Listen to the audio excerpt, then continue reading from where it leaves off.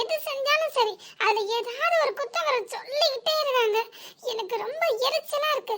ஒரு கட்டத்துக்கு மேல எனக்கு பொறுக்க முடியாம நான் வெடிச்சிருவேன்னு பயமா இருக்கு. நானும் எத்தனை நாள் தான் பொறுத்துக்கிட்டே போறது. வர வர அவங்களோட அடாவடித்தனமும் அடக்குமுறையும் எல்லாம் மீறிக்கிட்டே போகுது. என்னால பொறுத்துக்கவே முடியாது. என்னமா நான் எடுத்து கேட்டேன்னா பிரச்சனை தான் வீட்டுல வெடிக்கும். இப்ப எதுக்கு நீங்க வந்த? எங்க அம்மா பத்தி குறை பாடுறதுக்கு தான் வந்தியாக்கும். அப்போ உன் தங்கச்சி மேல உனக்கு அக்கறையோ பாசமோ துளி கூட இல்ல. அவ சாகிறத பத்தி உனக்கு கவலையே இல்ல. உனக்கு யார் எக்கேடு கெட்டு போனா என்ன? உனக்கு உன் காரியம் மட்டும்தான் முக்கியம். எங்க அம்மாவை பத்தி குறை சொல்லணும்னு முடிவு பண்ணிட்டேன். அதான் இப்ப வந்து சொல்லிக்கிட்டு இருக்க. அப்படிதானே? ஐயோ மாமா, நான் என்ன சொல்லிக்கிட்டு இருக்கேன், நீங்க என்ன சொல்றீங்க? எனக்கு என்ன பைத்தியமா மாமா?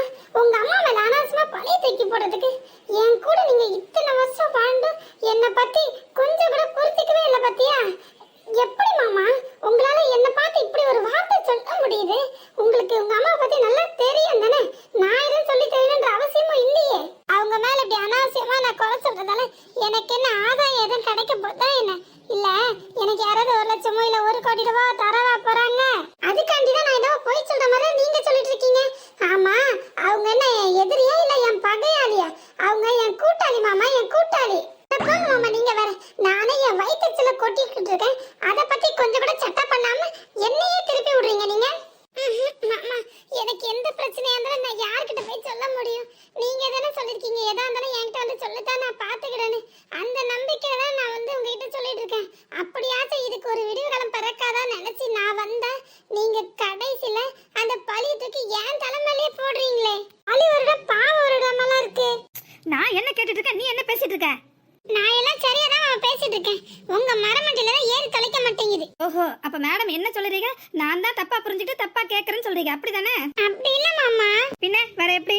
ஐயோ, என் நிலைமையை எப்படிதான் இவருக்கு புரிய வைக்கிறதுனே தெரியல. போதும் பாப்பா உன் நடிப்பு. என்னது? நான் நடிக்கிறேனா? இன்னமும் உன் நடிப்பை பார்த்து நான் ஏமாந்துக்கிட்டே இருப்பேன்னு நினைக்கிறியா? ஏமாறாள் நான் இல்ல.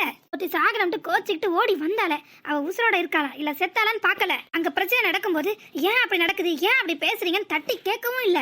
பேச வேண்டிய இடங்களெல்லாம் பேசாம வாய மூடி மௌனமா இருந்துட்டு இப்ப இங்க வந்து சீனை போடுறியா நீனு? அதுவும் எங்க அம்மா பத்தி குறைச்சோன்னா நாங்க யாரும் வாய் திறந்து என்ன எதுன்னு கேட்க மாட்டோம். உனக்கு உன்னோட பிரச்சனை மட்டும்தான் முக்கியமா இருக்கு. அது மட்டும்தான் தலைக்கு மேல தெரியுது. மத்தவங்க யாரை பத்தி உனக்கு துளி கூட கவலையே இல்ல. யார் எக்கட கெட்டு ஒளிஞ்சா நமக்கு என்ன? நமக்கு நம்ம காரியம் ஆனா மட்டும் போது, நம்ம மட்டும் சந்தோஷமா நல்லா இருந்த போதுன்னு மட்டும் தான் நீ நினைச்சிட்டு அதுல தானே குறியாம இருக்க. ஐயோ ஐயோ, இந்த அநியாயத்தை நான் எங்க போய் சொல்லுவேன்? எப்படி போய் சொல்லுவேன்? யார்கிட்ட போய் சொல்லுவேன்? என்ன மாமா நீங்களா வந்துட்டு என்ன பத்தி இப்படி தப்பா பேசுறீங்க? வேற எப்படி பேசுனங்கற? அவ உன்னை நம்பி தானே வந்தா. என் அம்மா காரி அந்த பேச்சு பேசும்போது நீ ஏன் வாய் மூடி மௌனமா நின்ன? எதிர்த்து ஒரு வார்த்தை கூட அவளுக்காண்டி நீ சப்போர்ட் பண்ணவே இல்லல்ல. அதெல்லாம் போகட்டும், நீ எனக்கு மட்டும் தானே ஆதரவா பேசுன, அதான் கேக்குறேன். ஐயோ மாமா, இப்ப நீங்க ரொம்ப கோவமா இருக்கதால நான் சொன்னது எதுவுமே உங்களுக்கு புரியவே மாட்டேங்குது. எப்படி மாமா அத்தை எதிர்த்து நான் பேச முடியும்? அவங்க தெரியாம பேசினாலும் இல்ல புரியாம பேசினாலும் சரி இப்படிதான் நடந்துச்சு, இதுதான் உண்மைன்னு சொல்லி ஏதாவது சொல்லி புரிய வைக்கலாம். ஆனா அவங்க வேணும்ட்டே பழி போடுற நோக்கத்தை பேசும்போது அவங்க கிட்ட ஏதாவது பேச முடியுமா? ஒருத்தங்க இப்படிதான் பேசணும் இப்படிதான் செய்யணும்ட்டு வேணும்ட்டே முடிவு பண்ணிட்டு நம்மள பழி தீர்க்கணுன்ற நோக்கத்துல செய்யும் போது நடந்துக்கும் போது அவங்கள நம்மளால மாற்றவும் முடியாது, திருத்தவும் முடியாது. அவங்க தான் என்ன காயப்படுத்தணும், அழ வைக்கணும், சுந்தரியை ஓட வைக்கணும்ன்ற நோக்கத்துல பேசிட்டு இருக்காங்க. நல்லா புரிஞ்சதுக்கு அப்புறமா நாம விளக்கம் கொடுக்கறது வேஸ்ட் மாமா. சாக்கடையில கல் எறிஞ்சாலும் சரி இல்ல சாக்கடையில நம்ம கால் தவறி விழுந்தாலும் சரி சேதாரம் என்னமோ நமக்கு தான். சாக்கடைக்கு ஒன்னும் ஆக போறது இல்ல. உனக்கு எம்பொட்டு நெஞ்செடுத்திருந்தா எங்க அம்மாவை நீ சாக்கடம்ப. ஆமா, என்ன காரியம் பண்றீங்க நீங்க? அக்காவை அதுவும் கை நீட்டி அடிக்கிற அளவுக்கு. என்ன மைனி மேல எந்த தப்பும் இல்லனே. அங்க நடக்கும்போது நம்ம எல்லாரும் பார்த்துக்கிட்டு தானே இருந்தோம். அதுக்கு பிறகு நீ எதுக்கு இப்படி மைனி மேல கோவப்படுற? ஆஹா, அப்ப எல்லாருக்கும் எல்லா சங்கதியும் தெரியுது, அப்படிதானே மாமா? நீங்க அத்தைக்காக இல்ல உங்க அம்மாக்காக கட்டின பொண்டாட்டின்னு கூட பார்க்காம என்ன கை நீட்டி அடிச்சிட்டீங்களே. சரி, இவர் நம்ம மாமா வச்சு நம்ம புருஷனாச்சு, இவர்கிட்ட நம்ம பிரச்சனையை சொல்லலான்ட்டு உங்ககிட்ட வந்து சொன்னோம் பாத்தியா? அதுக்கு என் புத்தி செருப்பாலதான் அடிக்கணும். அம்மா பாசம் இருக்க வேண்டியதான், யார் வேண்டான்னு. அதுக்காக கண்மூடித்தனமா இப்படி இருக்க கூடாது. கட்டின பொண்டாட்டி சொல்றத கூட நம்ப முடியாத அளவுக்கு. இங்க பாரு பாப்பா, தேவையில்லாம நீ வார்த்தை விட்டுக்கிட்டு இருக்க. அவளை பத்தி இந்த ஊர்ல இருக்கிற எல்லாருக்குமே தெரியும். நீ தனியா மேடை போட்டு வெளிச்சம் போட்டு சொல்லுன்ற அவசியம் ஒண்ணும் இல்லையே. அதையும் தாண்டி இப்படி ஊர் முழுக்க அங்க பாரு எத்தனை பேர் சுத்தி நின்று நம்மள வேடிக்கை பாக்குறாங்க. இவங்க எல்லாரும் எதிலும் நீ அசிங்கப்படுத்துன்ற நோக்கத்தை தானே அப்ப நீ வந்து சொல்லிக்கிட்டு இருக்க. இதனால பாதிக்கப்படுறது நான் தான். அதை புரிஞ்சுக்க. அப்ப இவ்வளவு நாள் என் கூட வாழ்ந்த வாழ்க்கைலாம் வெறும் நடிப்பு தானா? உள்ளத்துக்குள்ள வினைய வச்சுக்கிட்டு வெளியில வெறுமன்ட்டு சிரிச்சுக்கிட்டு நடிச்சுக்கிட்டு இருந்தியா? அப்போ இப்பதானே உன்னை பத்தி எனக்கு நல்லா புரியுது, தெரியுது. வீட்டுக்கு வீடு வாசப்படுற மாதிரி எல்லார் வீட்லயுமே மாமியார் மருமக பிரச்சனை போஞ்சுக்கிட்டு தான் இருக்கு. யார் வீட்டுல இல்லன்னு சொல்ல பாப்போம். நான் எப்படி அதுல வீட்டுக்கு திரும்பி தானே வரதானே போறேன், இல்ல அப்படியே சுடுகாட்டுல போய் படுத்துட்டு போறேனா? ஐயோ மாமா, என்ன வார்த்தை பேசுறீங்க மாமா? பாப்பா, என்ன நடிப்பு, என்ன பதறவல பதற? ஜோக்குமட்ட மாமா, உனக்கு என்ன அறிவு மலங்கி போச்சா? உண்மையான பாசத்துக்கும் நடிப்புக்கும் கூட வித்தியாசம் தெரியாம போச்சு. அடியே வாய் வச்சுட்டு சும்மா இருட்டி. அண்ணன் வேற கோவத்துல ரொம்ப கொந்தளிச்சிட்டு இருக்காரு. மைனியா இருந்தக்கிட்ட அவங்க அடிச்சாலும் பேசாம இருக்காங்க. அவர் அடிச்சானா நீலாம் தாங்க மாட்டேன். என்னையா அடியால் செட் பண்ணிட்டோம்ன்ற தைரியமா உனக்கு? என்கிட்ட அடி வாங்கி பாத்துருக்கல, எப்படி வலிக்கும் எப்படி இருக்கும் தெரியும்ல. ஐயோ அதை நினைப்புப்படுத்தாதம்மா. முதுகு பூரா பட்டப்பட்டியா விபதியெல்லாம் பட்டடிச்ச மாதிரி தானே இருக்கும். நானே மறந்தாலும் இவ விட மாட்டப்பா இருக்க. ஐயோ இவகிட்ட திரும்பலாம் நம்மளால அடிலாம் வாங்க முடியாதுடா. நேற்று அடிச்சதே வீக் இன்னும் சரியாகல. வேணும்னா ஒண்ணு பண்ணுவோமா? என்னது? உன் முதுகுல நான் ஓங்கி நச்சுன்னு ஒரு அடி கொடுக்குறேன். மாமாவையும் ஒரு அடி அடிக்க சொல்லுவோம். யார் அடிக்கிறது வலிக்குதுன்னு பாப்போமா? இலை இலை, உனக்கு எதிரி வேற யாரும் இல்லல, உன் வாய் தான். இல்லத்தா, நான் எதுக்கு சொல்றேன்னா, என்ன இருந்தாலும் அது புருஷன் பொண்டாட்டி பிரச்சனை. அதுல நம்ம தலையிட்ட நல்லா இருக்காது. அவங்களே பேசி சமாதானம் பண்ணிக்கிறது தான் நல்லது. இப்ப நம்ம பஞ்சாயத்துக்கு போய் நிப்போம். அதுக்கு பிறகு இன்னும் கொஞ்ச நேரத்துல 2 பேரும் ஒண்ணு சேர்ந்துட்டு இடையில பஞ்சாயத்துக்கு போய் நிக்கிறோம் பாரு, நம்ம தலையை தான் விட்டுவாங்க கடந்து. இதெல்லாம் நமக்கு தேவையா? அதுக்காண்டி தான் சொல்றேன். அங்க பாரு ஒரு சிநேகிதி, அவளும் நடந்ததெல்லாம் வேடிக்கை பார்த்துட்டு அமைதியா தான் நிக்கிறா. யாராவது வாய் விடுறாளா? ஆனா உன் வாய் மட்டும் சும்மாவே இருக்க மாட்டேங்குது. சும்மா படபடபடன்னு ஊசி பட்டாசு கணக்கெல்லாம் புரிஞ்சு தள்ளுற. உனக்கு என்னய்யா, நீ ஏன் சொல்ல மாட்ட? அடி வாங்குறது ஏன் அக்காலாச்சே? அடிச்சது ஏன் நினைச்ச? இந்த பீட்டோலைக்கு ஒன்றும் குறைச்சது இல்ல. உண்மையிலே ஸ்ட்ராங்கானது எங்க அக்கா தான். அவ அடிச்சா மாமா தாங்கிக்கிட மாட்டாரு. அந்த ஒரே ஒரு காரணத்துக்காக தான் அவ இன்னும் கை நீட்டாம இருக்கா. ஜாக்கிரதை, அது கண்டு நடந்துக்கங்க. வேணும்னா அக்காவையும் மாமாவையும் மோத விட்டு பாப்போமா? யார் ஜெயிக்கிறாங்கன்னு பாப்போமா? நிச்சயமா எங்க அக்கா தான் ஜெயிப்பா. அவ உடம்பு என்ன தாண்டி இருக்கு, பார்த்தா அவளுக்கு தெரியல? திரும்பட்டி வாய் வச்சுட்டு கொஞ்ச நேரம் சும்மா இரண்டி. அண்ணன் வேற திரும்பி பாக்காரு. அவரு பார்த்தா நான் பயந்துருவேன் நினைக்கிறியா? ஐயோ இவ வம்பு சண்டையை விலை கொடுத்து வாங்காம இருந்தா சரி.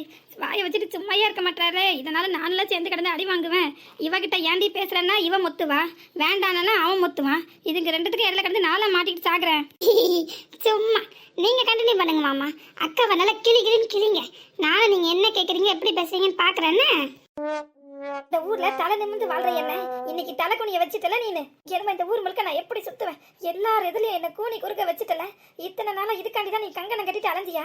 எப்ப சந்தர்ப்பம் கிடைக்கும் இவனை அவமானப்படுத்தலாம் அசிங்கப்படுத்தலான்ட்டு கட்டின பொண்டாட்டி கை நீட்டி அடிக்கிறவன் ஒரு ஆம்பளையே இல்லைன்னு இந்த ஊர் முழுக்க பஞ்சாயத்து பண்ணிட்டு வர என்ன இன்னைக்கு ஒன்ன, அதுவும் என் பொண்டாட்டிய கை நீட்டி அடிக்கிற அளவுக்கு அந்த நிலைமைக்கு என்னை இழுத்து கொண்டு விட்டுட்டல நீனு. உனக்கே நல்லா தெரியும் எங்க அம்மா தப்பு பண்றான்றது எனக்கும் நல்லா தெரியும். இருந்தும் எதுக்காண்டி நம்ம 2 பேரும் அட்ஜஸ்ட் பண்ணிட்டு போறோம்? நீயே சொல்லு பாப்போம். ஏன்னா 1000 தான் இருந்தாலும் அவ என்ன பெத்தவ, அவளை விட்டு கொடுக்க முடியாது.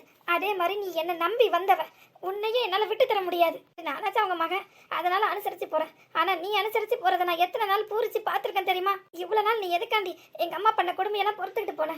ஏன் ஒருத்தனுக்காக தானே இவ்வளவு நாள் பொறுத்துக்க முடிஞ்ச உன்னால இன்னைக்கு எதுக்கு முடியல? அப்ப இதுல இருந்து ஒரு விஷயம் நல்லா தெரியுதுல்ல. இப்போதானே உன் திட்டம் என்னன்னு எனக்கு நல்லா புரியுது. உண்மையிலே என் மேல பாசம் இருக்கிறவளா இருந்தா எனக்காக நீ பொறுத்து தானே போகணும். ஆனா இன்னைக்கு அவங்க எல்லா நாளும் செய்யற அந்த தப்ப மூட்டை கட்டி கொண்டு வந்து இங்க சொல்றேன்னா என்ன அர்த்தம்? மத்த நாள் மாதிரி அவங்க கொடுமை இன்னைக்கு இல்ல மாமா. முன்னாடிலாம் அவங்க அடிப்பாங்க திட்டுவாங்க, அதோட விட்டுருவாங்க. ஆனா இப்ப அப்படி இல்ல. இன்னைக்கு என்ன தெரியுமா பண்ணாங்க? என்ன கழுத்தை பிடிச்சு வீட்டை விட்டு வெளியில தள்ளிட்டாங்க. என்ன சொல்ற? இப்ப நானும் கொஞ்ச நாளா அவங்க நடவடிக்கை கவனிச்சுட்டு தான் வரேன்.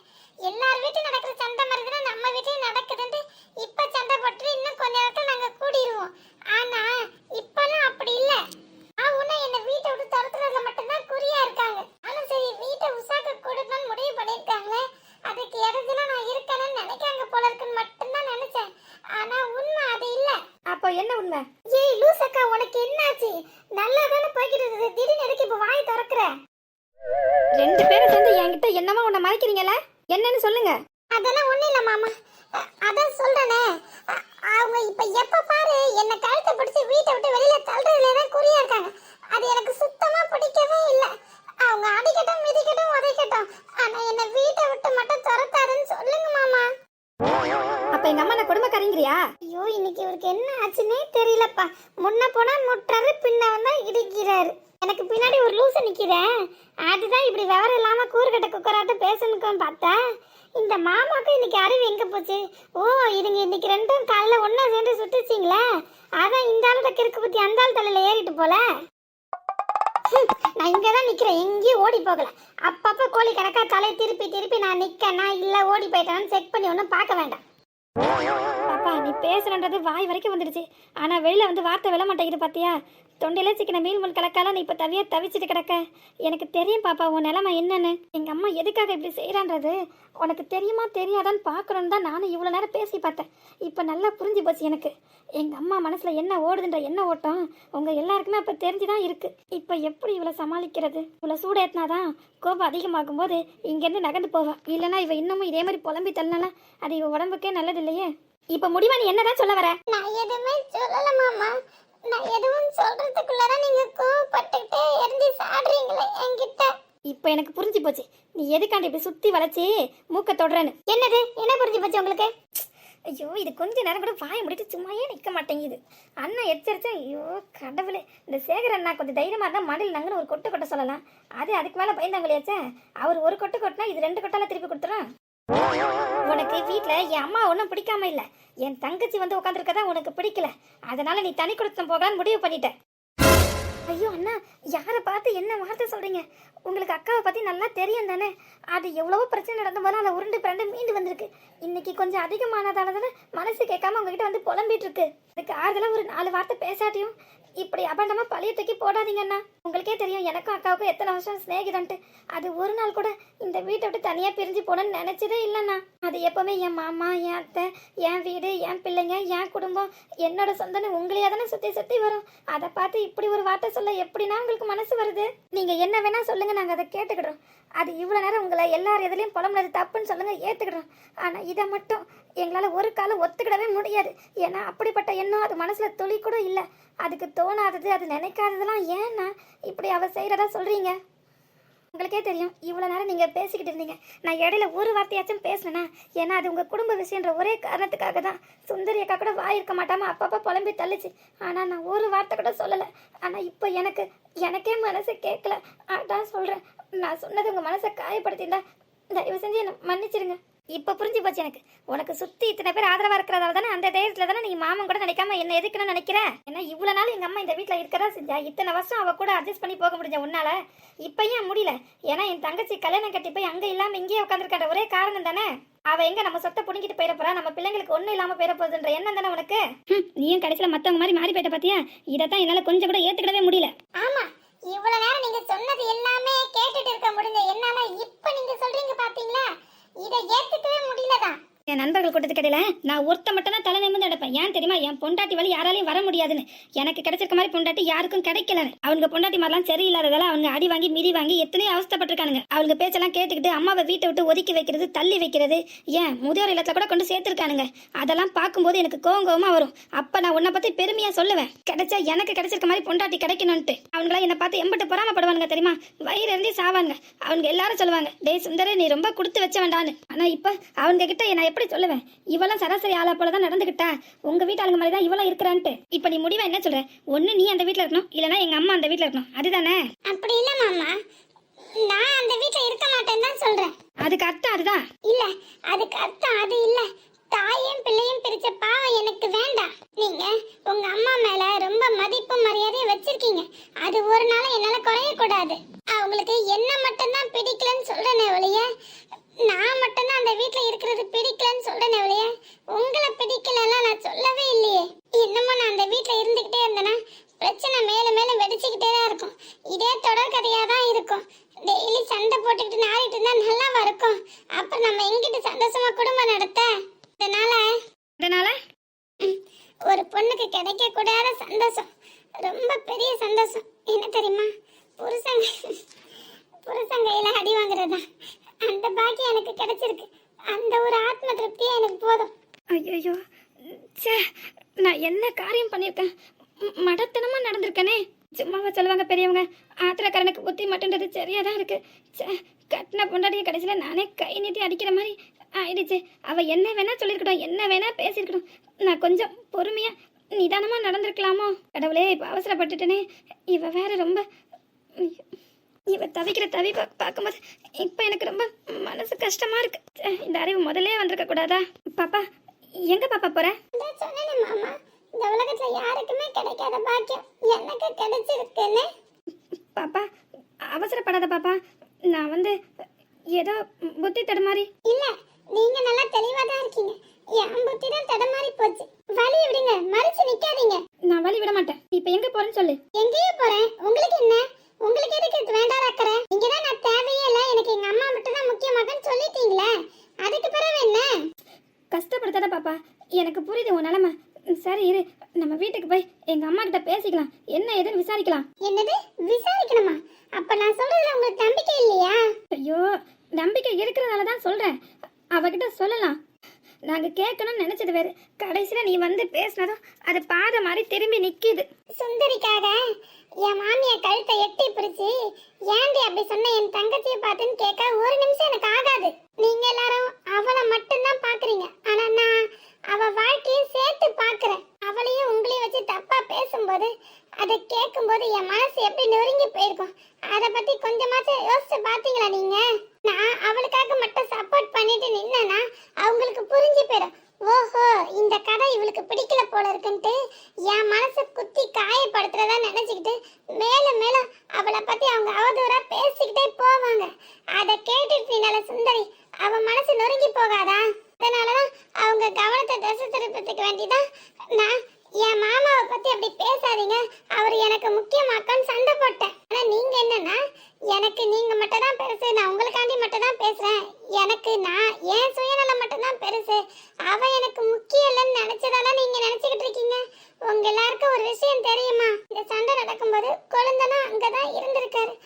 அவர் அதை பார்த்துக்கிட்டே நின்னார்னா, பெரியம்மா இப்படி பேசுறாங்களேன்னு நினைச்சார்னா அவர் மனசு எவ்வளவு காயப்படும். அதை பத்தி கொஞ்சமா யோசிச்சு பாத்தீங்களா? ஆனா உங்க அம்மா அதெல்லாம் பார்த்திருக்காங்க, அதனாலதான் வேணும்ட்டு அப்படி அவதூறா பேசியிருக்காங்க. அதெல்லாம் அவங்க கிட்ட சண்டை போடும்போது வழக்கமா நடக்கிற சண்டை தானேன்ட்டு நானும் சமாதானப்படுத்திக்கிட்டு உள்ள போயிட்டேன். ஆனா அதுக்கப்புறம் அவங்களும் உஷாவும் பேசுறத நான் கேட்டதுக்கு அப்புறம் தான் அவங்க ரெண்டு பேரும் சேர்ந்து வேணும்ட்டு திட்டம் போட்டுதான் காயை நகர்த்திருக்காங்கன்றது எனக்கு புரிஞ்சுது.